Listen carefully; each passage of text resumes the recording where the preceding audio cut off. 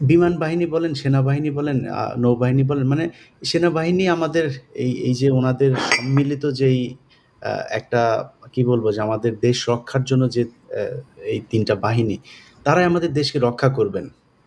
এখন আমার যদি নাকি মাথায় থাকে, ধরেন আজকে ১৫ বছরে যে পরিমাণে নিয়োগ হয়েছে, হান্নানের মতো দুশ্চরিত্র লম্পট যখন বিমান বাহিনীর প্রধান হয়, কি পরিমাণে লুটপাট, নিজের অ্যা সহকর্মীদের, নিজের অধীনস্থ জুনিয়র অফিসারদের স্ত্রীরা পর্যন্ত তার এই এই এই যে লোলুপ যে দৃষ্টি, সেখান থেকে রেহাই পায় নাই। এরকম একজন ব্যক্তির অধীনে যেই বাহিনী ছিল, সেই বাহিনী তো বহু আগেই ধ্বংস হয়ে গিয়েছে। তো তাদেরকে এতদিন ধরে যে নিয়োগগুলো দেওয়া হয়েছে, সেটাও তার ইচ্ছামতো এখানে নামাজ পড়তে দেওয়া হতো না, দাড়ি রাখতে দেওয়া হতো না, টাকনুর উপরে হাফ প্যান্ট পরে তারপরে তাদেরকে বাধ্য করা হতো পিটি করার জন্য। নানান কথাবার্তা আমরা এর আগেও আমার এখানেও 15 মিনিটসেও এগুলো নিয়ে কথা বলেছি। এরকম একজন ব্যক্তির আন্ডারে যখন একটা বাহিনী গঠিত হয়, সেই বাহিনীতে অনেক ভারতীয় এই গোয়েন্দা সংস্থার লোকজন থাকবে। তো এদেরকে মোকাবেলা করার জন্য, এদের থেকে আমার দেশকে বাঁচার জন্য বাংলাদেশ সেনাবাহিনীর যে গোয়েন্দা তৎপরতা থাকার কথা, আপনি কি মনে করেন যে ওয়াকারের নেতৃত্বে যে সেনাবাহিনী আছে তাদেরকে দিয়ে এটা খুঁজে বের করা সম্ভব? আসসালামু আলাইকুম। প্রথমে আমি খুব আমার ভিতরকার শোকটা জানাচ্ছি এই ঘটনার জন্য, এবং যারা ইন্তেকাল করেছেন তাদের রুহের মাগফিরাত কামনা করছি। যারা অসুস্থ আছেন, যে বাচ্চারা, একজন শিক্ষিকার কথা আমি পড়ছিলাম, উনি বের হয়ে যেতে পারতেন, বাট বাচ্চাদের সেভ করতে গিয়ে শেষ বাচ্চাটুকুকে উনি ওনার ক্লাস থেকে বের করে দিয়ে তারপরে যখন বের হওয়ার চেষ্টা করলেন তখন আর বের হতে পারেন নাই। উনি আমাদেরই একজন এয়ারফোর্সের অফিসারেরই বড় বোন। তো এগুলা খুবই কষ্ট দেয় আমাদেরকে, এবং সেই আলোকে আমরা কি এই কষ্টগুলা পাইতে থাকবো, নাকি সেটার কোনো ব্যবস্থা নিব? ধরেন এই শোকের সময় আমি ইনফ্যাক্ট কারো ব্যক্তিগত চরিত্র বা অন্যান্য জিনিসটাতে এখন যাব না, সেটা আরেকদিন যাব। বাট প্রথমে একটু ক্লিয়ার করে নিই যে এই F7 ট্রেনিং যেই ফাইটার এয়ারক্রাফট, সেটাতে ব্ল্যাক বক্স থাকে, আমরা যেটাকে বলি ফ্লাইট ডেটা রেকর্ডার, অবশ্যই থাকে। থাকে না যদি কেউ আপনাকে বলে থাকে, তিনি হয়তো হয়তো আপনার প্রশ্নটা বুঝতে পারেন না, বা যে কোনোভাবে যে এটা একটা মিথ্যা তথ্য আপনাকে দিচ্ছেন, এটা থাকে। এখন আমাদের গোয়েন্দা বা অন্যান্য বাহিনী অ্যাকচুয়ালি এইটার সাথে আমি তাদের মিল খুঁজতে মানে আসতেছি না, আমি এইটার ব্যাপারে অন্য ব্যাখ্যা আসতেছি। বাট আপনারা যেহেতু প্রশ্ন করছেন যে গোয়েন্দারা এই অবস্থায় কি করতেছে এখন, যে বর্তমানে এটা ছাড়া অন্যান্য পরিস্থিতি, আমি যেটা বুঝতে পারতেছি, গোয়েন্দারা অ্যাকচুয়ালি ব্যস্ত অন্য সব কাজে, মানুষের চরিত্র হননের কাজে। যারা বিপ্লবের পক্ষে ছিলেন, যারা এখনো সোচ্চার আছেন, এই ইভেন শাহনাজের মতন, ক্যাপ্টেন শাহনাজের মতো যারা আছেন এখনো মাঠে, তাদেরকে তাদের চরিত্র হনন এবং বিভিন্নভাবে তাদেরকে প্ল্যান করে খারাপ কিছুর সাথে এঙ্গেজ করে লোকের সামনে দেখানো যে দেখো, তোমরা তাদেরকে মনে করো বিপ্লবী, আসলে এরা হচ্ছে জঘন্য চরিত্রের লোক, তারা ডাকাতি করে, তারা তাদের মেয়ে ঘটিত সমস্যা আছে, এই ধরনের গল্প বানাইতে তারা ব্যস্ত। এবং আপনি যদি বলেন আজকে ডিজিএফআই এর কথা, ডিজিএফআই জেনারেল জাহাঙ্গীর সেটা ডিজি, বাট আমি জানি না জেনারেল জাহাঙ্গীরের অ্যাকচুয়ালি কোনো কন্ট্রোল ডিজিএফআই এর উপর আছেন কিনা। এই গত সপ্তাহ দুয়েক আগে ডিজিএফআইতে দুজন ব্যুরো প্রধান হয়েছেন, খুব ইম্পর্টেন্ট ব্যুরো, যারা রাজনৈতিক, নির্বাচন এবং সন্ত্রাস বিরোধী অভিযান সমস্ত কিছুর দায়িত্বে থাকে। সেই দুইটা ব্যুরোতে দুইজন ব্রিগেডিয়ার জেনারেলকে পোস্টিং করা হয়েছে। হইতে পারে সবসময় পোস্টে ভ্যাকেন্সি হয়, বাট আমি যখন জানলাম যে এদের একজন ব্রিগেডিয়ার জেনারেল মঞ্জুর, উনি মেজর জেনারেল আবেদিন যখন ছিল ডিজিএফআই ডিজি, তার পিএস ছিল। এই ডিজিএফআই ডিজির পিএস কিন্তু কোনো নর্মাল পিএস না। ডিজিএফআই ডিজি যে জিনিসটা 100% জানে, ডিজির পিএস সেটা 200% জানে, তার থেকেও বেশি জানে। সমস্ত ব্যুরো উইংস যেগুলো আছে তার সমস্ত তথ্য পিএস এর কাছে আছে, সবাই ডিজির কাছে রিচ করতে পারে না। সুতরাং আমি যদি একটা নীল নকশার নির্বাচন বা ভোটার রাতের দিনের ভোট রাতের একটা নির্বাচনের যে ব্লু প্রিন্ট, সেটা জেনারেল আবেদিন যখন করছিল, তখন এই অফিসার উনি ছিলেন তার পিএস। তার মানে সেই টেক্সট বুক তার পড়া আছে, সেই মতো লোককে আবার সেখানে বসানো হয়েছে। আবার ব্রিগেডিয়ার জেনারেল জুনায়েদকে বসানো হয়েছে সেখানে, যিনি এনএসএফ এ চাকরি করছেন এবং এবং তিনিও কিন্তু আমাদের যেই সমস্ত মেজর জেনারেলরা আজকে দেশ ছাড়া, গুম খুন এই সমস্ত অভিযোগের কারণে, তাদের সাথে ঘনিষ্ঠ একজনকে সেখানে বসানো হয়েছে। তো এই দুইটা পোস্টিং এর ইন্ডিকেশনে আমি একটা জিনিস বুঝতে পারি, আমাদের গোয়েন্দাদের বর্তমান কাজ, আসল কাজ যেটা, যে দেশের প্রতিরক্ষা, হুমকি মোকাবেলায় যে তথ্যগুলা, যে ইন্টেলিজেন্সগুলো, সেগুলা জোগাড় করা এবং বর্তমান সরকারের কাছে প্রতিরক্ষা মন্ত্রণালয়ের কাছে সেগুলা দেয়া, সেই জায়গাটাদের ফোকাস না। বিকজ এই দুইজন ব্রিগেডিয়ার জেনারেলকে কিন্তু মেজর জেনারেল জাহাঙ্গীর নিজে থেকে আনেন নাই, তার উপরে চাপায় দেওয়া হয়েছে সেনা সদর থেকে। তার মানে আমার ভয় হচ্ছে একটা জিনিস, যে এরা কি আবার সেই ভোটে ইনফ্লুয়েন্স করার পরিকল্পনা করতেছে, সেইভাবেই এদের সেইটার জন্যই দক্ষ লোকদের এখানে আনা হচ্ছে, সেটা একটা কোশ্চেন থাকতে পারে। এবং আনফর্চুনেটলি আমি দেখতে পাইতেছি ডিজিএফআই এর রোলটা, যেটা সরকার জবাবদিহিতার আওতায় আনা উচিত, সেই জায়গায় সরকার, প্রফেসর ইউনূস এবং আমাদের নিরাপত্তা উপদেষ্টা উদাসীন। তারা এখন আমাদের এই গোয়েন্দা বাহিনীগুলোকে, এনএসআই, ডিজিএফআই, তাদেরকে জবাবদিহিতা এবং তাদের, আমি জানি না এখন পর্যন্ত কোনো সিচুয়েশন অ্যাসেসমেন্ট উনি বলছেন কেন, ঠিক আছে এই সিচুয়েশনের জন্য আমাকে অ্যাসেস করে দাও, উনি বলেন নাই। ওনাকে বলতে হবে যে তুমি ডিজিএফআই, তুমি এনএসআই, তুমি এসবি, তুমি আমার কাছে দায়বদ্ধ, তুমি আমাকে গোয়েন্দা তথ্য দিবা, অন্য কাউকে পরে দিবা। সেই জায়গাটাতে একটা গ্যাপ রয়ে গেছে। তো সেটা একটা রং কালচার। এবং দেখেন, হাসিনার সময় কিন্তু বাহিনী প্রধানরা কিছুই জানতো না, ভয় থাকতো ডিজিএফআই, এনএসআই এর ভয় থাকতো যে কখন কোন জিনিস আমারটা বলে দেয়। বাট বিকজ তারা হাসিনার প্রতি মুহূর্ত সেটা করে শুনে মজা পাইতো। আর এখন প্রধান উপদেষ্টা কিছুই জানতেছেন না, ওনার তো মজা পাওয়ার দরকার নাই যে কে কি কথা বলতেছে সেগুলো শোনার, বাট ওনার তো জানা দরকার, নিরাপত্তা উপদেষ্টারও জানা দরকার যে কোথায় কি হইতেছে, আমাদের সামনে কি বিপদ আছে, বিপদটা হওয়ার পরে কে করলো সেটা না জেনে যে বিপদের সম্ভাবনা কোথায় থাকতে পারে। এখন এইটার সাথে আমি একটু রিলেট করি, আমাদের এখন যেই একটা দুর্ঘটনা, শোকাবহ যেই ঘটনা, সেটা নিয়ে একটু আমি রিলেট করে বলি। ক্যাপ্টেন শাহনাজ যে জিনিসটা বললো সেটা খুবই গুরুত্বপূর্ণ, যে এইখানে কি আমাদের প্রতিবেশী ভারতের ইনভলভমেন্টের কোনো সম্ভাবনা আছে কিনা। প্রথম জিনিস, আমরা আসি যে যদি এটা একটা দুর্ঘটনা হয়ে থাকে, দুর্ঘটনার ক্ষেত্রে হইতে পারে দুর্ঘটনা, এবং এই মিগ বা এই F7, F6 এগুলাই কিন্তু ইতিহাসে সব থেকে বেশি দুর্ঘটনায় পড়ছে। এখন দুর্ঘটনায় পড়বে না কেন বলেন তো? আপনি আজকে থেকে 14 বছর আগে যে এই প্রশিক্ষণ বিমানকে সব দেশ তাদের ইনভেন্টরি থেকে অবসলেট করে দিছে, বাতিল করে সরাই দিছে, সেটাকে আপনি আজকে চালাইতেছেন। কেন চালাইতেছেন? বিকজ এই বিমানগুলা কেনা হয়েছে দুর্নীতি করার জন্য।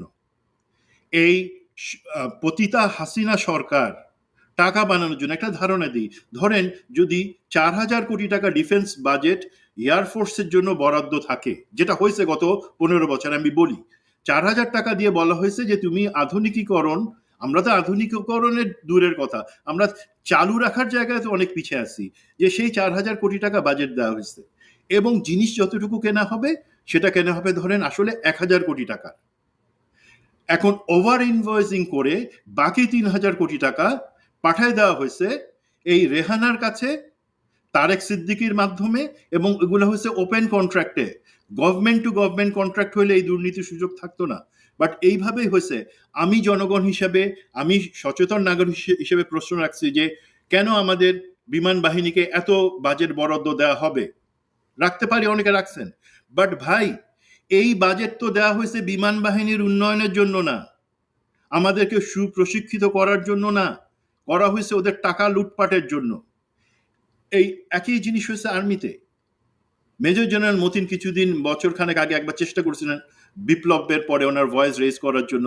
উনি সেলফ প্রোপেলড গান কেনার দুর্নীতির সাথে জড়িত, যেই টাকার 70% সরাসরি রেহানার কাছে চলে গেছে। জানেন সেই সেলফ প্রোপেল গান মানে গুলি ভরে সেইটাকে, এটা আর্টিলারি গান, সেটা গুলি ভরে ব্যবহার করা যায় না। একবার চেষ্টা করা হয়েছিল, আমাদের 4 জন সৈনিক নিহত হয়েছেন সেখানে, সেটা ফায়ার করতে গিয়ে ইন্ডিয়া থেকে আনা হয়েছিল। এখনো সেইভাবে আমরা বলি ডিফেন্স বাজেট যেটা আছে সেটা যুক্তিযুক্ত, বাট সমস্যা কোথায়? আমাদের ডিফেন্স বাজেট যদি 10,000 কোটি টাকা হয়, তার মধ্যে মাত্র 2,000 কোটি টাকার জিনিস সত্যিকার অর্থে কেনা হয়। বাকি 8,000 কোটি টাকা বা 80% জিনিস রাজনৈতিক নেতারা চেটে পুঁতে যে শুধু তা খান তা না, ওনারা সেটা খান। একই সাথে আমাদের এই যে ইফতেখার এবং এখানে এতগুলো শিশু মারা গেল, আমাদের এখানে এই পর্যন্ত যত ধরনের এই প্রশিক্ষণ বিমান দুর্ঘটনা হয়েছে, সেগুলার প্রত্যেকটা রক্তের দায় তাদের হাতে। তারা সরকারকে তুষ্ট রাখবার জন্য, খুনি হাসিনাকে তুষ্ট রাখবার জন্য এই পারচেজ বা ডিফেন্স পারচেজের নামে এগুলা করে আসছেন। তো এই জায়গায় তার মানে দুর্ঘটনা যদি হয়, কারণ আমরা রদ্দি মাল ব্যবহার করতেছিলাম, লোহা লক্কর হয়ে যাওয়া পুরনো জিনিস ব্যবহার করতেছিলাম। কেন আমরা সেটা ব্যবহার করতেছিলাম? That is a question. আপনি একজন সুপ্রশিক্ষিত, মনে রাখবেন বাংলাদেশের যেই পাইলট, তাদের ইতিহাস আপনি জানেন, প্যালেস্টাইনের যুদ্ধে, পাকিস্তান ভারত যুদ্ধে সব থেকে কৃতিত্বের দাবিদার আমাদের পাইলটরাই, বাংলাদেশি পাইলট। বাংলাদেশের পাইলটদের মান অনেক উঁচুতে, বাট সেই সুপ্রশিক্ষিত পাইলটদেরকে আপনি চড়াইতেছেন কিসে? যেই প্লেন কোনো মতে উঠতে পারে। তারপরে ফিটনেস ইন্সপেকশন, যে জিনিসগুলোর প্রশ্ন ক্যাপ্টেন শাহনাজ রাখছে সেগুলা, কারণ তার আগে পর্যন্ত সে তার ট্রেনারের সাথে ফ্লাই করছে, তখন সব ঠিক ছিল। হঠাৎ করে সে যখন ফ্লাই করলো, তখন টোটাল ফেইলিয়ার। শাহনাজ যেটা বলতে চাইছে সেটা হচ্ছে, ধরেন প্লেনটা উঠতেছে আকাশে, হঠাৎ করে দেখা গেল সেই প্লেনের টোটাল পাওয়ার ফেইলিয়ার হয়ে গেছে, ইঞ্জিন বন্ধ হয়ে গেছে। এখন ইঞ্জিন বন্ধ হয়ে গেলে হাইড্রোলিক যদি কাজ করে, আপনি সেখানে গ্লাইড করে অন্তত সেফ জায়গায়, যেখানে ক্ষয়ক্ষতি কম হবে, সেখানে প্লেনটাকে ক্র্যাশ ল্যান্ড করাতে পারেন। হাইড্রোলিক কাজ করতেছে না, প্লেনের কমিউনিকেশন কাজ করতেছে না, নেভিগেশন সব জিরো। তার মানে সেই পাইলট তো ইচ্ছা থাকলেও যে প্লেনটাকে সে অন্য কোনো দিকে সরাই নিবে, একটা ঘন বসতি বাদে অন্য কোথাও ফেলবে, তার উপায় তার ছিল না। শেষ মুহূর্ত পর্যন্ত সে চেষ্টা করছে, আরো আগে তার রিজেক্ট করার কথা ছিল, ইজেক্ট করে নাই। শেষ মুহূর্ত পর্যন্ত সে চেষ্টা করছে, যদি আমি কন্ট্রোল ফেরত পাই নাই, বিকজ সেটাকে টোটাল জ্যাম হয়ে গেছিল। এই জায়গায় আমি আসি, ভারত সংশ্লিষ্টটা সম্ভাবনা এখনো তদন্ত হবে, তদন্ত চলতেছে, এক্ষেত্রে আমি কিছু বলবো না। বাট একটা জিনিস, আপনারা সবাই রিসেন্ট ভারত পাকিস্তান যুদ্ধের কথা জানেন। 5টা রাফাল ফেলে দিল পাকিস্তান, চাইনিজ যে প্ল্যাটফর্ম টেকনোলজি সেটা ব্যবহার করে। সেখানে কিন্তু এই জিনিসটা হয়েছিল যে ভারতের রাফাল সে কিন্তু পাকিস্তানের সীমানার ভিতরে ঢুকতে পারে নাই। তার 400 কিলোমিটার দূরে থাকতেই পাকিস্তান সেগুলোকে ইলেকট্রনিক জ্যামিং করে পাখির মতন ফেলে দিছে। তার মানে সেইখান থেকে আমরা জানতে পারি যে আজকের দিনে আপনার কোনো, যেটাকে আগে ডগ ফাইট বলা হয়, আকাশী যুদ্ধ অথবা স্ক্র্যাম্বলিং বলা হয়, সেই জিনিসগুলোর দরকার হয় না। আপনি ভারতে বসে সুইচ টিপে আমাদের প্লেনকে ধ্বংস করে দিতে পারেন, সেই ক্যাপাসিটি আছে। ভারত করছে সেটা আমি বলতেছি না, বাট সেটা সম্ভাবনা আছে, সেই জিনিসটা আমি বলছি। কারণ এই ধরনের টোটাল ফেলিওর কেন হবে? তার মাত্র 15 মিনিট আগেই তো ফাইনাল ইন্সপেকশন 8 জন মিলে করছে, যাদের হাতে সেই অফিসার তার জীবনটা দিয়ে রাখছে যে ভাই তোমরা ইন্সপেকশন করে বলো ঠিক আছে আমি উঠতেছি, আমার সোলো ফ্লাইট সেটা। সেখানে এটা হলো। তো এই জায়গাগুলোতে গোয়েন্দা তথ্য বা গোয়েন্দা তথ্যের ব্যর্থতা, সেটা আমরা অবশ্যই প্রশ্ন রাখবো। এখন একটা এক্সাম্পল দিই, গোয়েন্দা তথ্য ব্যর্থতা কেন বলবো? ইচ্ছা করে তো আমরা ব্যর্থ। এই যে কর্নেল মুস্তাফিজের কয়েকটা পোস্ট আপনি কয়েকদিন আগে দেখলেন, যেটা আমি মুস্তাফিজের সাথে আলাপ করতেছিলাম কিছুদিন আগে, তারপর মুস্তাফিজ পোস্ট দিল, বাংলাদেশের military institute of science and technology, সেখানে তো 4 জন ভারতের অফিসার যারা অ্যারোনটিক্যাল ইঞ্জিনিয়ারিং পড়ায়, এই বিমান উড়ানোর এটা পড়ায়, তারা সেখানে এখন পর্যন্ত আছে। আমি সেনা সদরকে জিজ্ঞাসা করলাম, সেনা সদর বলল হ্যাঁ আমরা চেষ্টা করতেছি তাদেরকে কি করা যায়। 1 বছর হয়ে গেল বিপ্লবের, তারা এত বছর ধরে এখানে আছে, ভারতীয় অফিসার, তারা আমাদের এখানে এবং তারা অ্যারোনটিক্যাল ইঞ্জিনিয়ার কোয়ালিফাইড ভারতীয় এয়ারফোর্সের অফিসার। তারা যে এখানে বসে আর কোনো ঘুটু পাকাইতেছে না, সেটা আপনারা বুঝতে পারতেছেন না? আপনাদের চিন্তা নেই কোনো কিছু? আপনাদেরকে এতবার বলবার পর আপনারা সেই কথা শুনতেছেন না?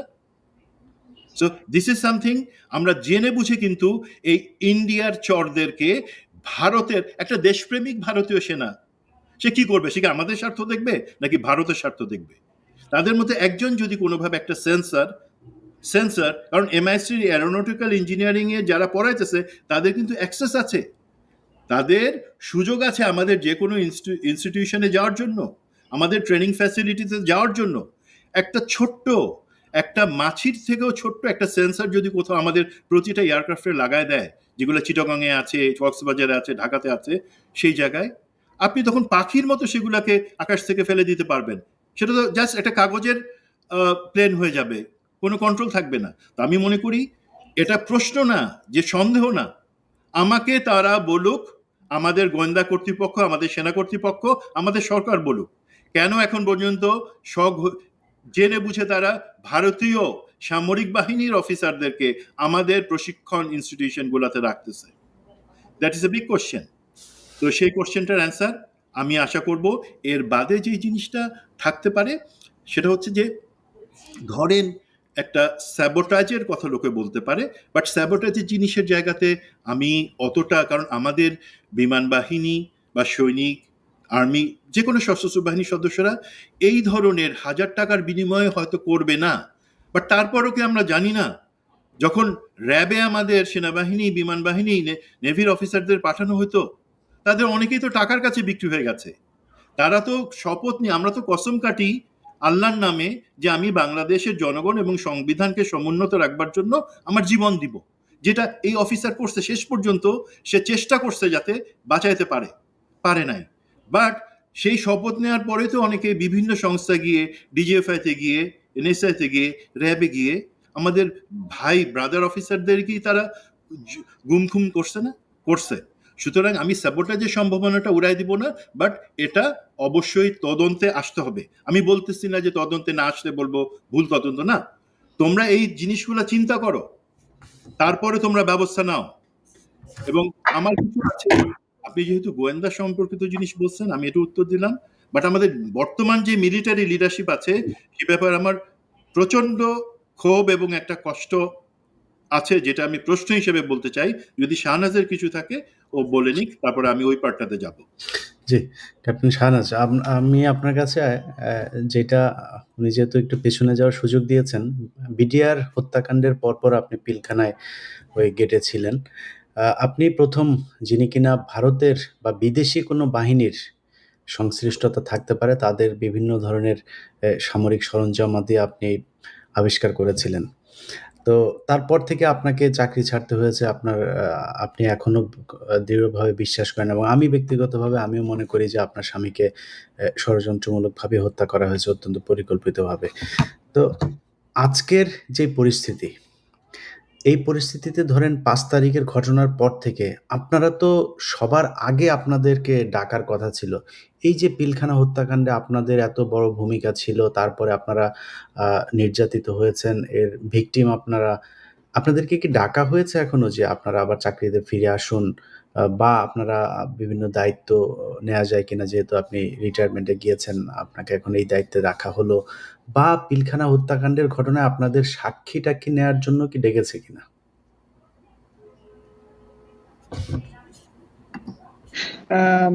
এটা যে রেগুলারলি মনে হয় মাত্র আনমিউটেড হলো, সাক্ষী নেওয়ার জন্য ডাকা হয়েছে বিডিআর যে কমিশন। এবং আমি খুব আনন্দিত যে আমার মনে আছে যে আমি 20 অগস্ট বা এরকম, মানে জাস্ট অগস্টের পরপরই কনসোলার ভাইয়ের প্রোগ্রামে এসে বলেছিলাম যে এগুলো আমার প্রশ্ন, জাস্ট আমার আমার আমার প্রশ্ন। এবং তারপরে আমার প্রশ্ন রাখার পরে আরো অনেকে প্রশ্ন করেছেন, তারপরে কিন্তু তদন্ত কমিশন গঠিত হয়েছে, এবং তারপরে আরো এখন এটা নিয়ে, এবং এখন কিন্তু আরো অনেক কিছু বের হয়ে আসছে। প্রশ্ন করতে হয়, যে জন্য আমরা আজকে আবার প্রশ্ন করছি, যে প্রশ্ন করতে হয়। এবং মানে এখন আর সেই যুগ নাই যে আপনি বলবেন যে এটা আমাদের ইন্টারনাল ব্যাপার। কিছু আপনার ইন্টারনাল ব্যাপার না, এই 12-16 কোটি মানুষের পয়সা দিয়ে এই প্লেন কেনা হয়েছে, আপনার অস্ত্র কেনা হয়েছে, আপনার বুলেট কেনা হয়েছে, সবকিছুই জনগণের ব্যাপার, কোনো কিছু ইন্টারনাল না। আজকে এদের বাচ্চাদের মেরে ফেলেছেন, এদেরকে পুড়িয়ে ফেলেছেন, এটা আপনার ইন্টারনাল ব্যাপার নাই?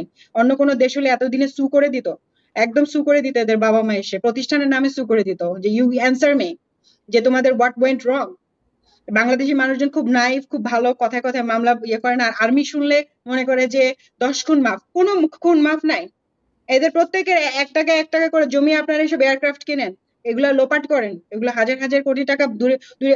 আপনারা কেন এরকম একটা সবসময় একটা সুপিরিয়র কমপ্লেক্স নিয়ে বসে থাকেন যে আমরা মিলিটারি, আমরা এয়ারফোর্স, আমরা কারোর কাছে উত্তর দিতে বাধ্য না? আপনারা বাধ্য, 100 ভাগ ভাগ বাধ্য, এবং আপনাদের বলা উচিত।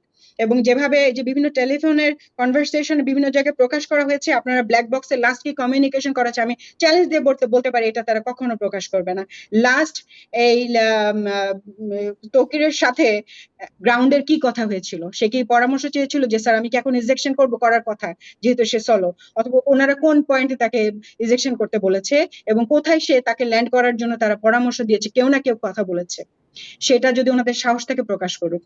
আমি আপনাকে চ্যালেঞ্জ দিয়ে বলতে পারি এটা ওনারা প্রকাশ করবেন না, কারণ এটার আমি যখন আশরাফ মারা যায় আমি সমস্ত জায়গায় যে এই উত্তরটা আমি পাই নাই। এই যে তারা এই ধরনের হাস্যকর কথা বলার চেষ্টা করবে যে ব্ল্যাক বক্স ছিল না, ব্ল্যাক বক্স নাই, ব্ল্যাক বক্স তো থাকতে হবে ভাই। এয়ার কেস ইনভেস্টিগেশন তো আমরাও দেখি ন্যাশনাল জিওগ্রাফিক চ্যানেলে। হ্যাঁ, মানে এখন ওই সময় নাই যে আপনি কিছু একটা বুঝিয়ে দিবেন মানুষকে। সবার কাছেই কিছু না কিছু পড়াশোনার ম্যাটেরিয়াল আছে, সবার ব্রেইন আছে, সবাই বিভিন্ন বিষয়ে অনেক এক্সপার্ট। গ্রামের মানুষজন তো কত কিছু বোঝে, কাজে একপাক্ষিক ভাবে কথা বলার আসলে কোনো সুযোগ নেই।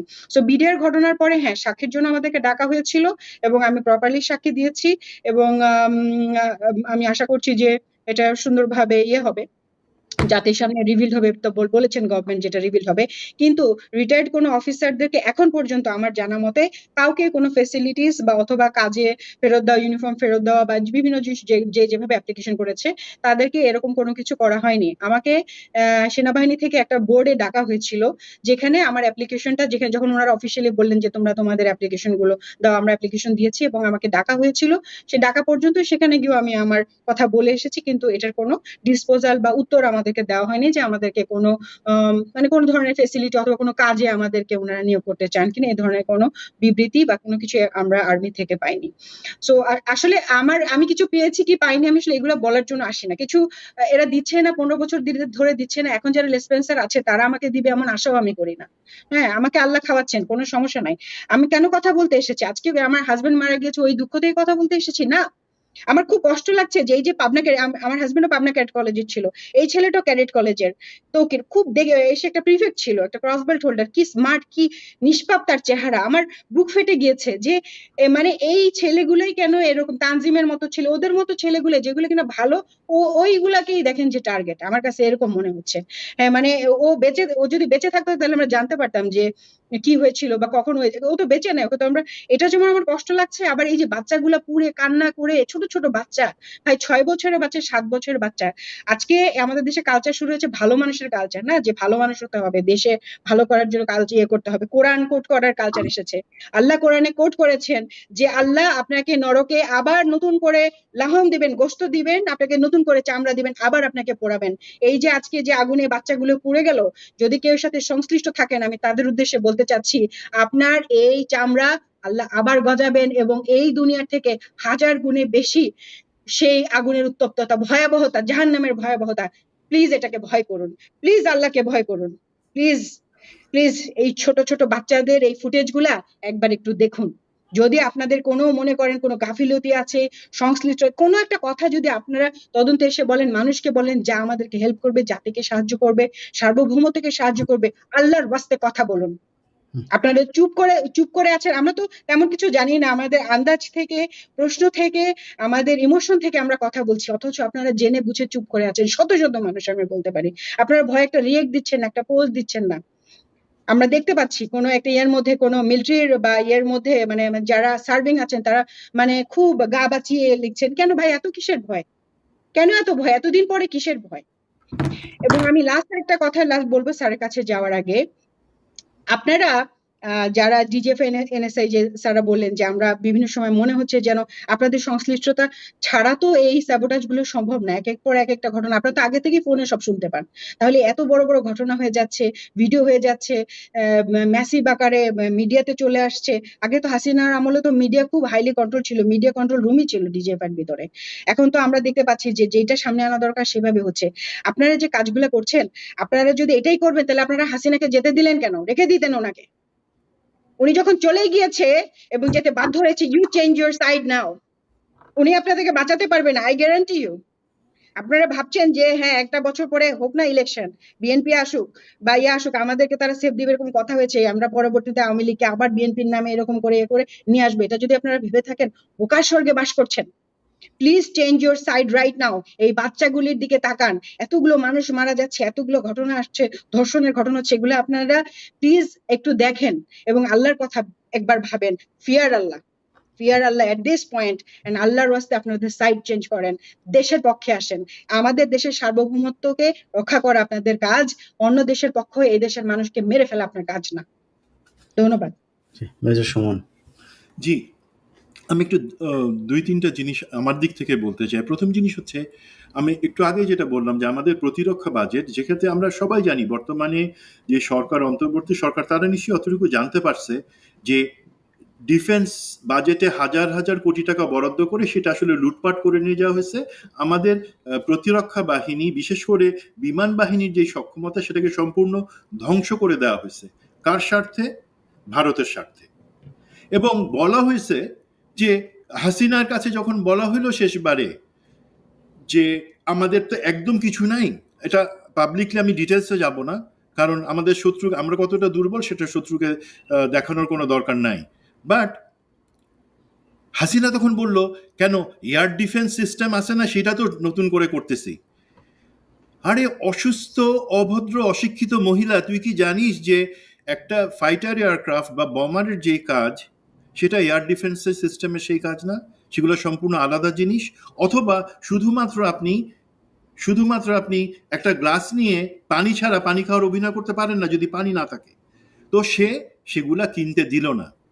আনফর্চুনেটলি আমাদের বর্তমান সরকার আসবার পরেও একটা জায়গায় আমি হালকা হইলেও ক্রেডিট দিব আমাদের বিমান বাহিনী প্রধানকে।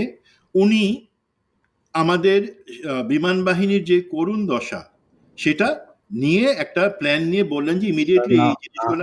নাম বলেন, বিমান বাহিনী প্রধান নাম বলেন। বর্তমান যেই প্রধান আছে, মানুষ আবার হান্নানের কথা মনে করতে পারে। হান্নান, শুনেন, সরি টু সে, একটা বাহিনী প্রধান তো দূরের কথা, সে যে এয়ারফোর্সের একজন ছিল, এয়ারফোর্সের চিফ, বা সেটা বলতেও লজ্জা লাগে, বিকজ তাকে মানুষ হিসেবে আমি স্বীকার করতে নারাজ। হ্যাঁ, তো শুধু টাকা মেরে খাওয়া না, অন্যান্য অনেক জিনিস আছে। তো বর্তমান যে বিমান বাহিনী প্রধান, তার ব্যাপারে আমার অনেক কোশ্চেন আছে এবং আমি অ্যাকচুয়ালি তার পদত্যাগ দাবি করব এখন অন্য একটা যুক্তি দিয়ে। তো এখন আমাদের সরকারের কাছে বললেন যে এই জিনিস লং টার্ম, শর্ট টার্ম, এগুলো আমাদের ইমিডিয়েটলি দরকার, মেনটেনেন্স প্লাস জিনিস কেনা। সেটা তো 6 মাস পড়েছিল, এখন 3 মাস আগে সেটা মেনটেনেন্সের জিনিসটাতে এগ্রি করা হয়েছে। বাট সেগুলো কিন্তু অনেক, এই জায়গাগুলোতে অবহেলা করলে কি হয় তার একটা এক্সাম্পল আমরা দেখতে পারলাম। সুতরাং আমি সরকার, নিরাপত্তা উপদেষ্টা এবং সংশ্লিষ্ট যারা আছে, যারা আমাদেরকে শুধু আধুনিকীকরণ তো দূরের কথা, আমাদেরকে একদম পুরা প্রস্তর যুগ, পাথরের যুগে ফেলে রাখছে ইচ্ছা করে ভারতের স্বার্থ রক্ষা করবার জন্য, তাদের আমি পদত্যাগ দাবি করতেছি। নিরাপত্তা উপদেষ্টা, আপনারা একটা ভালো কালচার তৈরি করেন যে হ্যাঁ, বিমান বাহিনী প্রধান একটা ভালো কালচার তৈরি করেন যে হ্যাঁ, আমি কোনো নিজে থেকে কোনো খারাপ কাজ করি নাই, বাট আমি এই জন্য দায়ী যে আমি সরকারকে বা বিগত সরকারকে বাধ্য করতে পারি নাই যে আমাদের এই সমস্ত খেলনা, যেগুলা মানে খেলনাও তো না, সেগুলো অচল হয়ে গেছে, সেগুলো দিয়ে আমাদের চৌকস ফাইটার পাইলটদের জীবন নষ্ট করে দিতেছি, ঝুঁকিতে ফেলতেছি। এবং আজকে শুধু সেইটা হলো না, আজকে তার সাথে অগণিত মানুষের, শিশুর প্রাণ চলে গেল। সেই নৈতিক দিক থেকে আপনারা বলবেন যে আপনাদের কথা শুনে নেয়, আপনারা হাসিনারে বলছিলেন হাসিনা টাকা কামাইতে, রেহানা টাকা কামাইতে ব্যস্ত ছিল। আরে ভাই, আপনি পদত্যাগ করেন নাই কেন? যে এই জিনিসগুলা আমি বাহিনী প্রধান হিসেবে, আপনি যদি আমার বাহিনীর এই দুরবস্থার কথা না শুনেন, আমি বাহিনী প্রধান হিসেবে ইজ্জত রেখে পদত্যাগ করতেছি, তাহলে আপনার ইজ্জত অনেক বাড়তো। আপনারা সেটা করেন নাই। তেমনি ভাবে নিরাপত্তা উপদেষ্টা কেন 9 মাস আগে আপনারা অ্যাপ্রুভ করেন নাই? 9 মাস আগে তো আপনি অ্যাপয়েন্টি হয়ে আসছিলেন, কেন সেগুলো অ্যাপ্রুভ করেন নাই? আমাদেরকে জবাব দেন। জবাব না দিতে চাইলে ভদ্রভাবে পদত্যাগ করেন। তো এগুলা হচ্ছে আমার জিনিস। আরেকটা জিনিস আমি বলি, আমাদের লিডারশিপ শুধু দোষ দিব না, আমাদের নিজেদের মধ্যে কি সমস্যা। আমাদের মধ্যে কিন্তু সার্ভিং এবং রিটায়ার্ড মানে চাকুরিরত এবং রিটায়ার্ড একটা দ্বন্দ্ব সুকৌশলে গোয়েন্দা। সেক্ষেত্রে আমি director military intelligence brigadier general আজাদকে সরাসরি আমি দায়ী করতেছি আজকে। ব্রিগেডিয়ার জেনারেল আজাদ এই দ্বন্দ্বটা শুরু করে দিছে যে সমস্ত সার্ভিং অফিসাররা খারাপ, মানে তাদেরকে ডাকাত বানাও। কেউ ডাকাতি করলে অবশ্যই সে ঘৃণ্য, পুলিশি ব্যবস্থা হবে, বাট তাকে আমি নাটক সাজাই কারণ সে একজন বিপ্লবী, নাটক সাজাই তাকে আমি দেখাবো যে সে ডাকাতি করতে গিয়ে ধরা খাচ্ছে, তার আগে তাকে আমি টাকা দিয়ে বশ করার চেষ্টা করছি, বলছি তুমি ওই 5 জন অফিসার যারা রিটায়ার্ড বেশি বেশি কথা বলতেছে তাদেরকে তাদের নামে একটু গল্প ছড়াও, তাহলে তুমি আমাদের টাকা পাবা। উনি সেই কথা শুনলেন না। তখন তাকে আমি যেহেতু শুনি নাই তাদের কথা, তাদেরই ষড়যন্ত্রে পা রাখি নাই, আমাকে আজকে ডাকাত মানে একটা গল্প ছেড়ে দিল। তো এই জিনিসগুলা হচ্ছে ডিজিএফআই এর কাজ না, এগুলা সরাসরি director military intelligence brigadier general Azad সে নিজে থেকে এগুলো করতেছে, এবং তার সাথে কিছু সাংবাদিক আছে, আমি সব সাংবাদিকের নাম বলবো না। এই আপনারা শুধু খেয়াল রাখবেন এই ঘটনা গল্পগুলা কারা বাজারে ছাড়তেছে, তারাই বুঝবেন যে মিলিটারি ইন্টেলিজেন্স এবং ডিজিএফআই এর টাকা আর কে কে খায়। এখন আসি এই যে সার্ভিং এবং মিলিটারি অফিসারদের মধ্যে মানে রিটায়ার্ড অফিসারদের মধ্যে দ্বন্দ্ব, সেটা একটা এক্সাম্পল দিয়ে, এবং জিনিসটা ধর্মীয় দৃষ্টিকোণ থেকে সেটা শিরক নাকি অন্য কিছু সেটা আমি বিবেচনায় যাব না, আল্লাহ সেটার বিচার করবেন। জেনারেল ওয়াকার এর আগেরটাতে, এই গত দরবারের আগের দরবারে যখন উনি অ্যাড্রেস করলেন লোকজনের কাছে এবং অনেক বড় বড় কথা বললেন, অভিভাবকহীন এবং অন্যান্য কিছু, সেখানে বগুড়ার সেনানিবাসের একজন সিনিয়র অফিসার তিনি দাঁড়াই জেনারেল ওই ওয়াকারের ব্যাপারে সাপোর্ট করতে গিয়ে প্রথমে যে কথাটা বললেন সেটা হচ্ছে, আমরা জানি কোরআনের এই আয়াতটা ফাবিআইহি আলাই রাব্বিকুমা তুকাজ্জিবান, তোমরা অতঃপর তার কোন কোন অনুদানকে অস্বীকার করবে। এইটা বলে সে আবার কি বললো জানেন? বললো তাহলে আমরা জেনারেল ওয়াকারের কোন কোন অবদানকে অস্বীকার করব। আমি বলতেছি আল্লাহ আমাকে মাফ করে দিক, এই কথাটা উচ্চারণ করাও আমার জন্য পাপ। তারপর আমি বললাম যে আমরা কি মানুষকে খোদার কাছাকাছি নিয়ে যেতে চাইতেছি?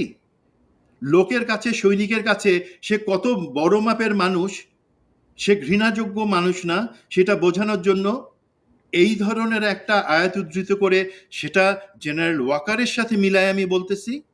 আমি আবারও বলি এটা শিরক কিনা সেই লাইনে আমি যাইতেছি না, বাট এটা অত্যন্ত জঘন্য কাজ। জেনারেল ওয়াকার, আপনি কি এই তেলটুকু খাইছিলেন? এই 1 ড্রাম আলকাতরা তেল তো না আলকাতরা হয়ে গেছে, সেটাকে আপনি খাইছিলেন? আমার তো মনে হয় খাইছেন। না হলে আপনি সেই অফিসারকে কেন শৃঙ্খলার আওতায় আনলেন না? কেন আপনি ক্লিয়ার করলেন না সেই দরবারের মধ্যেই যে না, আমরা কখনো ধর্মকে ব্যবহার করে কোনো কিছু বলবো না, কাউকে লিডার হিসেবে উঁচুতে নিব না, 1 নাম্বার। 2 নাম্বার, কোনোভাবেই আমরা আল্লাহ সুবহানাহু ওয়া তাআলার সাথে কাউকেও তুলনা করার স্পর্ধা কারো হবে না। এখন দেখা যাক, প্রমোশন বোর্ড হচ্ছে, শুরু হয়েছে গতকাল থেকে। এই ধরনের অফিসাররাই তো প্রমোশন পাওয়ার জন্য এই ধরনের অসভ্য কাজ করে, এবং তারা আবার একই সাথে সেই দরবারে বলে যে আমাদের সেনাবাহিনীর গৌরব এবং ঐতিহ্যকে নষ্ট করার জন্য কিছু রিটায়ার্ড অফিসার কাজ করতেছে। আর এবার রিটায়ার্ড অফিসারের কি ঢাল আছে, তলোয়ার আছে? আমরা শুধুমাত্র তোমাদের বড় ভাই হিসাবে, তোমাদের সাথী হিসেবে তোমাদের সাথে একসাথে চাকরি করছিলাম, তোমাদের গ্র্যান্ড ফাদারের সাথে একসময় চাকরি করছিলাম, সেই জন্য তোমাদের ভুলটা সংশোধন করে দিয়ে চাই যে তোমরা সঠিক পথে থাকো। তোমাদের মতো তো আমরা ভাই গুম খুন করতে পারি নাই। তোমরা তো কিছুদিন আগে একজন মেজর জেনারেল একটা বক্তব্য শুনতেছিলাম, উনি ছিলেন এনডিসিতে সিনিয়র ডাইরেক্টিং স্টাফ, তো জেনারেল হাকিম নামই বলে দিই, সে এখন অ্যাডজুটেন্ট জেনারেল, সেনা সদরে অ্যাডজুটেন্ট, খুব বড় একটা পদ। সে কিভাবে সেখানে আসলো? উনি একটা সেমিনারে বলতেছেন যে গুমখুন সেনাবাহিনী কোনো অফিসার করেন নাই, তারা র্যাবে যখন গেছে বা অন্যান্য জায়গায় গেছে তখন করছে। বাট মানে এক সেনাবাহিনী থেকে একজনকে র্যাবে পাঠাই দিয়ে সাথে সাথে সেখানে একটা প্রোটোটাইপ বানাই দিয়ে ক্লোন করে সেইটা কাজ করছে, আর আসল অফিসার কোনো কাজ করে নাই। আমি র্যাবে গেছি, আমার বিবেক কি নাই? আপনারা জানেন আমি 6 মাসের মাথায় চলে আসছিলাম, বিকজ রেজানুরের সেই গুম খুনের কালচারের সাথে আমি সেখানে আমার টুপি খুলে দিয়ে আমি চলে আসছি যে জি না, আমি এই জন্য আসি নাই। তারপর তো আমাকে ফাঁসাইলো, দেশ ছাড়া করলো, ইটস ওকে। বাট সেই অফিসার কিভাবে দাবি করে যে কোনো গুম খুনের সাথে কেউ জড়িত ছিল না? আরে ভাই জড়িত ছিল, আমরা তো বলি সবাই জড়িত ছিল না। যারা যারা ছিল তাদেরকে কিক আউট করো, তাদেরকে বিচারের আওতায় আনো, তাহলে তো ভাই পুরাটা একটা সাদা জামা থাকবে তখন। বাট তুমি এইখানে এই সমস্ত গোবর কিসের জন্য নিয়ে ঘুরতেছো? এবং সেই অফিসার এরাই প্রমোশন পাবে। সে তো ইংলিশ তো বলতেই পারে না, বাংলাও তো ভাই বলতে পারে না। তুমি মিলিটারি একাডেমিতে তো আমাদেরকে সবকিছু শেখানো হয়, শুধু অস্ত্র চালনা শেখানো হয় তা তো না, সবকিছু। কথা বলতে পারো না, আজকে মেজর জেনারেল হয়ে বসে আসো আর মিথ্যা কথা বলতে আসছো। তো আমি মনে করি এই জায়গাগুলোতে আমাদের নেতৃত্ব কখনোই সঠিক পথে আসবে না যদি আমরা ওই কালচার রাখি যে ঠিক আছে, যা হয়ে গেছে, এখন তো আমরা সবকিছু ঠিকঠাক করে ফেলবো। কোনো কিছুই ঠিক হবে না। আজকে যদি আমরা স্পষ্ট করে বলি, আমরা কি কেউ সেনা কর্তৃপক্ষ বা এয়ারফোর্স, এই যে আমি বললাম এয়ার চিফের কথা, উনি কি একবারও বলছেন যে হাসিনাকে উনি যে প্ল্যান করে নিয়ে গেলেন, ওনারা 3 দিন ধরে প্ল্যান করে তারা হাসিনাকে তার শ্বশুর বাড়িতে সসম্মানে নিয়ে আসলো, সমস্ত নিয়ম কানুন ভঙ্গ করে। সেটার জন্য কখনো পাবলিকলি ক্লিয়ার করছেন? করেন নাই। সেনাপ্রধান কি একবারের জন্য বলছেন জেনারেল ওয়াকার? তাকে আমি জিজ্ঞাসা করছেন যে স্যার, এই বিপ্লবে আপনার এত অবদান, 3 তারিখ থেকে আপনি কেন সেই বিপ্লবের একজন কন্ট্রিবিউটর হিসেবে নিজেকে দাবি করেন না? উনি বললেন যে না, আমরা তো কখনো বলি না যে আমরা বিপ্লব করছি, আমরা বিপ্লবের বিরুদ্ধে ছিলাম না, আমরা একটা স্ট্যাটাস কো রাখতে চাইছিলাম সংবিধানকে সমুন্নত রাখবার জন্য। No sir, that is not a position. আপনি আজকে এখানে আছেন, আপনাকে স্বীকার করতে হবে দেশে একটা বিপ্লব হয়েছে এবং খুনি হাসিনা এবং তার সাথে যারা ছিল তারা পাপী, তাদের বিচার করতে হবে। সেটাই সেই পরিষ্কার অবস্থানে আপনাকে আসতে হবে। সেখানে আপনি গোয়েন্দাদের ব্যবহার করে লোকের চরিত্র হনন, সে ব্যবসা বন্ধ করেন স্যার, প্লিজ। না, সেটার জন্য তো তাদের কচুক্ষেতে একটা বিশাল বাহিনী আছে, কচুক্ষেতিদের দিয়ে তারা অনেক কাজ করায়, সেটা সফলভাবেই তিনি করে যাচ্ছেন ওয়াকার এখন পর্যন্ত। বাট ওয়াকারকে মাথায় রাখতে হবে সেই দিন আর এখন নাই। তার সেনাবাহিনীর ভেতরেই ক্যান্টনমেন্টে হাসান নাসির সহ যাদেরকে তিনি এখন মানুষের সামনে বেইজ্জতি করার চেষ্টা করে যাচ্ছেন, তাদের পাশে আমরা আছি।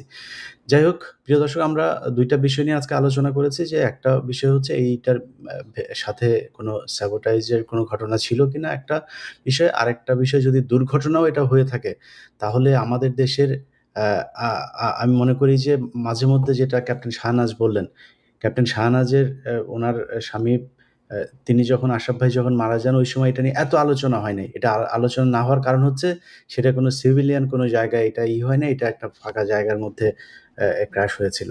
এখন একজন মারা গেল সেটাও তো জীবন, এবং একজন পাইলট যেটা বললেন আজকে তার সলো ছিল, একটা সলোতে আসতে গেলে একজন পাইলটের পেছনে দেশের 50 কোটি 100 কোটি টাকা পর্যন্ত খরচ হয়।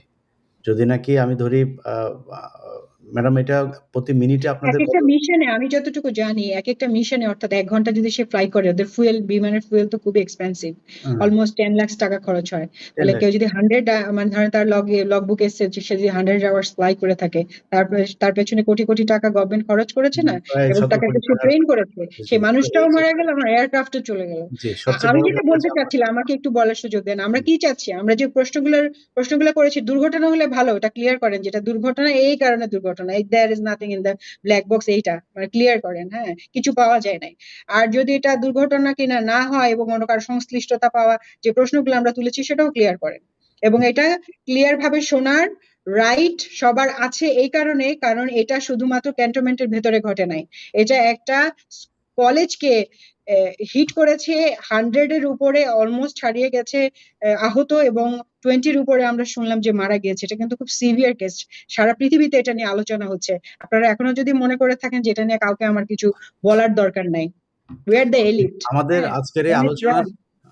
আজকের এই আলোচনার সবচাইতে বড় কারণ আপনাদেরকে একটু জানিয়ে রাখি, সেটা হচ্ছে প্রথম আলো আজকে ঘটনার পরপরই তিনারা সংবাদ করেছেন বিশাল বড় করে, যে এটা হচ্ছে গিয়ে আপনার এই হচ্ছে তাদের শিরোনাম। সো উম সেটাই, ব্যক্তিগত ঘটনা, সেটাই। এই ঘটনার ইলিয়াস কারণ ভাই আমাকে যান্ত্রিক ত্রুটি। একটা তদন্তের একটা আগে মিনিট, একটা কথা আসলে না বললেই না পারছি না। মানে কিছু, কিছু জিনিস মানে আপনার মানে আমি ধরে নিলাম মানে দুর্ঘটনা, ধরে নিলাম এটা নিছক দুর্ঘটনা। কিন্তু এতগুলা জিনিস আসলে একের পর এক ঘটছে এবং দেখেন কিছুদিন আগে মানে পাকিস্তান এবং ভারত তাদের শক্তি প্রদর্শন করলো থ্রু এয়ার ফোর্স, তাই না? মানে যেখানে খুব বিশ্রীভাবে ভারত হেরে গেল। এখন মনে হচ্ছে যে তারা কিছু কি তাদের শক্তি প্রদর্শনের জন্য এরকম একটা কাজ করলো কিনা, জ্যামিং করে দেখালো কিনা, কাউকে কোনো মেসেজ দিতে চাইলো কিনা, এইসব প্রশ্ন তো আসতেই পারে। হ্যাঁ, যেহেতু এটা খুব রিসেন্ট ঘটনা এবং তাদের কিন্তু একটা এয়ারলাইন কমার্শিয়াল এয়ারলাইনও ক্র্যাশ করেছে, সেটা নিয়ে অনেক কোয়েশ্চেন উঠছে। আমি আমাদের এই ধরনের ডিসকাশনের উদ্দেশ্য কি, যাতে ভবিষ্যতে সবাই সাবধান হয়, ভবিষ্যতে এয়ারফোর্সের এয়ারক্রাফট গুলো নিয়ে আরো বেশি সচেতন হওয়া দরকার এবং also commercial next is coming commercial aircraft Bangladesh বিমান যে ইন্টারন্যাশনাল গুলো হয়তো ওরা তো সাহস পাবে না, তাদেরও চেক করা উচিত, রিচেক করা উচিত, অনেক বেশি প্রিকশন নেওয়া উচিত। আমাদের এই কথাগুলো যদি এই কশন গুলা নিতে সাহায্য করে তাহলে এটা হেল্প করবে এবং ভবিষ্যৎ যে স্যাবোটেজ গুলো এই যে একের পর এক হচ্ছে আমরা তো মিল খুঁজে পাচ্ছি। আরেকটা কথা মনে পড়লো যে আশরাফ একদিন আমার মনে আছে 2009 তো আমি চাকরি ছাড়লাম 2009 জুলাইতে, 2009 জানুয়ারি থেকে আপনার মার্চ এপ্রিল এখনো যদি ব্যাকডেট এয়ারফোর্স খোঁজে নেয় তাহলে জানতে পারবে। একদিন আশরাফ সন্ধ্যা 8টার সময় একটা কল পেলো তার এয়ারবেস থেকে। সে খুব মানে মানে বিরক্ত হলো যে ওই সময় আসলে মানে যে কাজে তাকে ডাকা হয়েছে ওই কাজটা তার করার কথা না। সে একদম ড্রেস পরে, তাদের যে ড্রেস থাকে ওই ড্রেস পরে সে গেল এবং আসলো। সে এসে বললো যে মানে এমন একটা জিনিস আমাকে করতে হলো, আসলে খুব মানে খারাপ লাগলো। কি করতে হলো? ও তখন MiG-29 এর পাইলট ছিল। হঠাৎ করে মানে ওই যে জয় শেখ হাসিনার যিনি পুত্র, উনি তো ওই MiG-29 গুলাকে মানুষের সাথে পরিচয় করাতেন যেগুলো তো আমার মা কিনছে, অ্যাজ ইফ এটা ওনার পার্সোনাল গ্যারেজে রাখা ওনার পার্সোনাল কার। উনি কিন্তু এইভাবে ওনার কিছু আমেরিকান ফ্রেন্ড আসছে, তাদের সাথে উনি ড্রিঙ্ক করছিলেন, এক পর্যায়ে উনি বলছেন চলো তোমাদেরকে এয়ারক্রাফট দেখাবো। উনি ওই সময় এয়ারফোর্সের ওই সময়কার বেসকে আমি বললাম তো এটা তদন্তের সাপেক্ষে, যদি ওনারা আমাকে ডাকতে চায় আমি বলবো কোন সময় কি হয়েছে, ডাকেন আমাকে দেখি। তো ওখানে ফোন করেছে, তখন উনি বাধ্য হয়েছেন, কি করবেন, যিনি বেস কমান্ডার উনি মানে তখন আশরাফই ছিলেন, যে আশরাফ তুমি এসে একটু দেখাও। মানে সে গিয়ে ওনার গাড়িটা দেখাবেন, মানে উনি বেলম্যান হ্যাঙ্গারে যে MiG-29 দেখাবে জয়কে, জয় কিছু সাদা যেখানে ফরেনারদের যাওয়ার কথা না ক্যান্টনমেন্টে, তাদের অনেক প্রোটোকল থাকার কথা, সে ওখানে গিয়ে প্লেনে উঠে দেখাচ্ছে এটা এরকম, সে কিছুই জানে না কিন্তু এয়ারক্রাফটের। মানে একজন পাইলটকে সে থাকতে বলছে, ও উনি দেখাচ্ছে অ্যাজ ইফ সে তার গাড়িটা দেখাচ্ছে। তারা কিন্তু এইরকম ফ্যাসিস্ট ছিল। এই ঘটনাটা আমি জানি কারণ ওদিন আশা খুব আপসেট ছিল যে এরকম ঘটনা ঘটেছে, যে এরা তো মনে করে যে দেশের সম্পত্তি তাদের নিজের, তার মায়ের সম্পত্তি, অ্যাজ ইফ সে তার গাড়ি দেখাচ্ছে। আমি একটা অফিসার, আমাকে রাত্রেবেলা তারা কল করে নিয়ে গেছিল আউট অফ নোওয়্যার। এই ধরনের প্রোটোকল আমরা মেনটেন করতে পারি না, একটু সিভিয়ার সমস্যা হয়ে যাবে। এই কাজ কিন্তু তারা করেছে। এবং এই যে জিনিসগুলা মানে এই এক MiG-29 কিনে শেখ হাসিনা অনেক জায়গায় নিজের নাম ফাটিয়েছে, তার ছেলে ইয়ে করেছে। সেই সেই জায়গাটাতে মানে এখন যদি আমরা এই জায়গাটাও হারাই, যে এখনো আমরা ভারতীয় ইনস্ট্রাক্টর রেখে দিয়েছি, তাদের হেল্প ছাড়া আমরা থাকতে পারি না, তাদের আহ, আহ, তাদের লোকজন জ্যামিং করে আমাদেরকে একটা এয়ারক্রাফট ফেলে দিয়ে আমাদেরকে দেখাচ্ছে, এরকম যদি হয়ে থাকে এটা খুবই ওয়ার্নিং এবং অশনি সংকেত আমাদের জন্য, আমাদের সার্বভৌমত্বের জন্য। জি, প্রিয় দর্শক, ক্যাপ্টেন শাহনাজ শুরুতেই যে বক্তব্যটি দিয়েছিলেন, আমি মনে করি সরকারের উচিত, প্রথম কথা হচ্ছে এখানে নিহত যারা যেসব পরিবারগুলো আছেন তাদের পিতা-মাতার কাছে আমার অনুরোধ থাকবে, আপনারা সবাই ডক্টর মোহাম্মদ ইউনূসকে প্রধান আসামি করে মামলা করবেন। এই রাষ্ট্রের কাছে আপনি আপনার ক্ষতিপূরণ চাবেন, এটার কারণ জানতে চাবেন কিভাবে এই ঘটনা ঘটেছে। কারণ ডক্টর ইউনূস তিনি তিনার মতো দেশ চালাচ্ছেন, আমি বলছি না যে তার জায়গায় তিনি ব্যর্থ, কিন্তু তিনি দেশ চালালে পুরো দেশের খবর তাকে রাখতে হবে। তিনি একদিকে অর্থনীতি ঠিক করবেন, একদিক ঠিক রাখবেন, আরেক দিক দেশের পুরো গোয়েন্দা সংস্থার উপরে তার কোনো নিয়ন্ত্রণ থাকবে না। এইভাবে একটা দেশ চলতে পারে না। সো তাকে জবাব দিতে হবে যে এটা কিভাবে হয়েছে, কেন হয়েছে, এটার পরবর্তীতে আর যে এই ধরনের ঘটনা ঘটবে না। উনি খুব স্পষ্টভাবে বলেছেন যে ৭ জন বা ৮ জন এটার প্রিপারেশনের জন্য ৩ ঘন্টা আগে থেকে এই বিমান যারা রেডি করেছে সেখানে কারা ছিল, তাদের সাথে সন্দেহভাজন কারো ফোনে আলাপ হয়েছে কিনা, ফোন নাম্বারগুলো কোনটা ছিল, তাদের অ্যাকাউন্টে গেল কয়েকদিন ধরে কোনো টাকা পয়সা জমা হয়েছে কিনা। কারণ আমি সবকিছু চিন্তা করি প্রথম আলো দিয়ে। প্রথম আলো যদি বলে বাংলাদেশের মানবাধিকার, এই জাতিসংঘের যে মানবাধিকার একটা তারা যে অফিস দিতে যাচ্ছেন সেটা হবে কিনা হবে। প্রথম আলো যদি বলে চায়, আমি চাই না। প্রথম আলো যদি বলে চাই না, আমি চাই। এটা প্রথম আলো ঘটনার তদন্ত কমিটি গঠন হওয়ার আগে তারা তদন্ত প্রতিবেদন দিয়ে দিলেন যে এটা যান্ত্রিক ত্রুটি। তার মানে এখানে বিশেষ কিছু ছিল। যেটা সরকারের খুঁজে বের করা উচিত। এখন সরকার মানে যদি বিমান বাহিনীর উপরে চাপিয়ে দেওয়া হয়, এখনো ক্যান্টনমেন্টে সেই দোসররাই আছেন। অতএব তাদের হাতে না, এটা প্রয়োজনে আ এ যেহেতু সিভিলিয়ান কিল হয়েছে এখানে, তাদের বিচার বিভাগীয় একটা তদন্ত কমিটি হওয়া প্রয়োজন এবং সেটা যদি আমাদের সামনে প্রকাশ পায়, আমার মনে হয় এখানে ভেতরে কিছু ছিল কি ছিল না সেটা আমরা জানতে পারবো। যদি কিছু না থেকে থাকে, তারপরেও বিমান বাহিনীর আধুনিকায়ন দরকার। আমরা কিছুদিন আগে ভারত এবং পাকিস্তানের যে যুদ্ধ দেখেছি, এখন আসলে এই 4th জেনারেশন, 5th জেনারেশন এইসব জায়গায় এসে সেই আগের মতো ওই নিচে দিয়ে যুদ্ধ না। যুদ্ধ এখন সব উপরে। সো এই জায়গায় আমার আকাশ প্রতিরক্ষা ব্যবস্থা আধুনিকায়ন করতে হবে। আমার এই বিমানের আধুনিকায়ন করতে হবে। আমি হামলা চালাতে পারা এবং হামলা আমার আ থেকে বাঁচা ২ টা ব্যবস্থায় আমার আধুনিকায়ন করতে হবে। এই জায়গায় আমাদের মনে হয় নতুন করে ভেবে দেখা উচিত। আর কোনো মানুষের জীবন যাক, আমরা এটা চাই না।